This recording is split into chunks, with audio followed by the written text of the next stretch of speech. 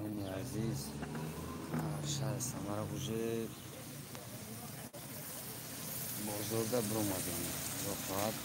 مساوی که ماشین رو نصیب کرده باشه که انشاءالله که سر میکنه مساوی 53 سونج درس 53 مارکوف 53 مارکوف хороший волгоградский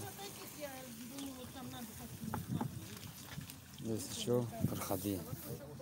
вашный базар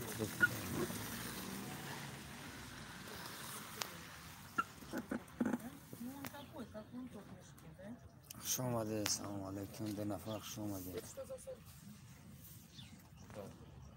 سه نفر خوش اومده زنده باشه سلامت باشه ماه شریف رمضان مبارک شد چهار نفر خوش اومده یک زنده باشه لایک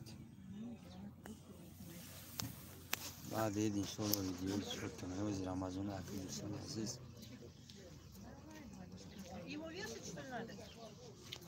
وعلیکم السلام راست مارکو خروش 53 ها نفر زنده باشه سلامت باشه خیلی لایکی چهار لایکش کنه دوستان عزیز زور میشه و زرانی در کاروچ تماشا کنه که ویدیو تاوش اومده سر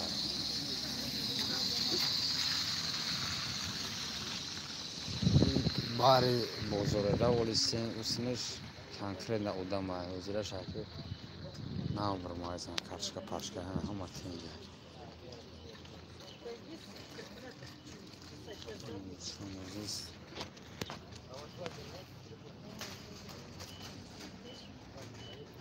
короче میگه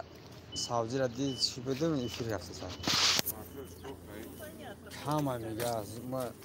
واتساپ خطی زنگ زدم دیدیم میگه کامه یعنی میگه کلمه 10 پادون گرفتم گفتم میگه 2 پادون میشه یا یک گیرش میگه 2 تا میشه خیلی خوب بیام میبینیم خوب مثلا سعودی سوزه کامه ابیوم مختلف بسیار میگه 30 تن 20 تن این خایگم نایمان تلاش این خایگه ایومون باید بارتی همش گفتم لا باید این کاشکه سویدلوی کنکرت نه برادر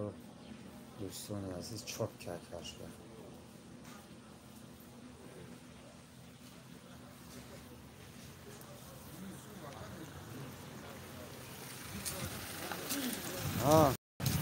تا زنده باشه سلامت باشه خدا نگهدار کنه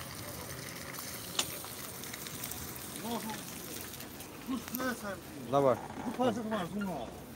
گفت